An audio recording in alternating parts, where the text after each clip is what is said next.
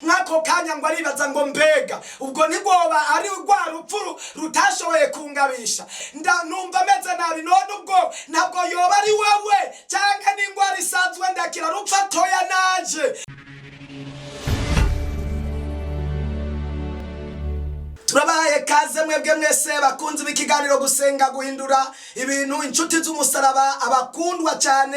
Nipfuza ko uyu mwanya Imana yo bagendera tugafashanya kumva ijambo ry'Imana. Ndabasabe numva ijambo ry'Imana urirungikire ni waribona urirungikire mwene data umwe canke babiri. Kristo Yesu aguha umugisha. Rero reka dusome hariya mu gitabo cha Yakobo igice ca 4 turasoma ku murongo wa 14. Reka dusome haravuga ngo ariko mutazi bizoba ejo ubugingo bwanyu ni nkiki. Imana idufashe. N'uyu Yakobo yagerageje kuvuga ijambo ryakoze ku mutima wanje hejuru ku majambo atangura avuga ngo nta wuzi bizoba ejo. Niko biri by'ukuri, nta muntu azi bizoba ejo. Nicyo gituma abantu benshi uyu munsi barya uko bagomba, banywa uko bagomba, basambana uko bagomba, barara uko bagomba, bakora ibyaha bakabigotomera nk'amazi nk'uko ijambo ry'Imana ribivuga, kuko batibaza ibizoba ejo. Ariko iyaba bibuka ibizoba ejo, abantu bogira ubwenge, cyangwa abantu boba amaso,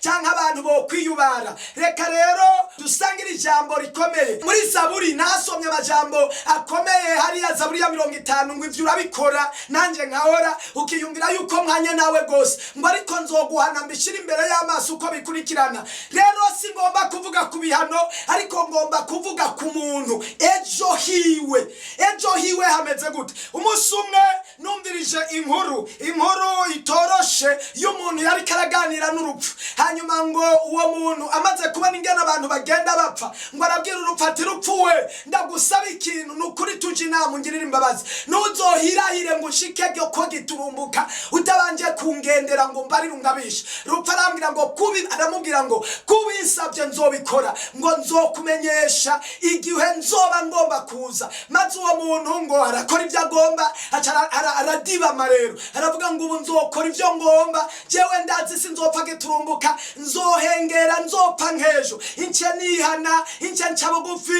ince ntunganya nishura amadeni, nsaba imbabazi abantu bose, hanyuma urupfu ruze rushike natunganije, kubera rupfu yambariye pazongira inama akansinyara. Bukeye biraba umuntu ngo arapfa mu miryango, araja kumuhamba. Busubiye uwo kwibarabara rikurikira arapfa, araja kumuhamba muri quartier barapfa, kugera naho ngo hapfa umubanyi wiwe bakurikirana ku rupangu. Maze apfuye rero uwo babana, urumva gwa rupangu rw'uwo muntu apfuye, hasigaye urupangu rukurikira.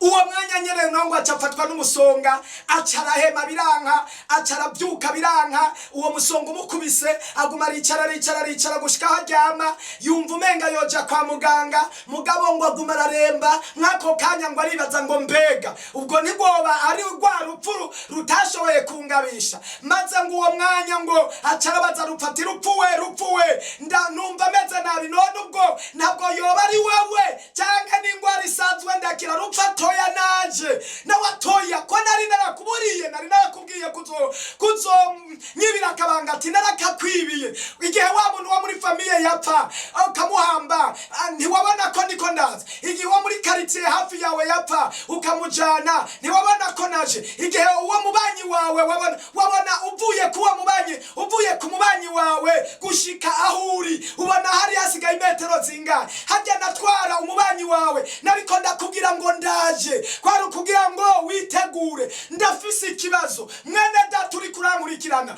mbega wewe wo kwibaza iki kwa ya majambo? Unaka ko wamujanye ku maziko, unaka ko wari umugwajije, naka ko yagusezeye, naka kubibona. Raba subira inyuma wibaza ubuzima bwawe, abagenzi bawe, inshuti zawe, imiryango yawe, famiye zawe bari bakomeye cyane, bari bafise ijambo, bari bafise amagara meza asumba yufise, batakiri hano mwisi. Rupfu yarabatwaye, ariko gupfa si bibi. Ndiko ndibaza mbega inyuma y'urupfu, mbega iherezo ry'umuntu, mbega yaja nihe, mbega ikimwakira niki, ni Imana canke ni Shetani, n'umuriro canke n'ijuru? Wico kibazo kandi gutorera inyishu, bigutere kwibaza ejo hawe.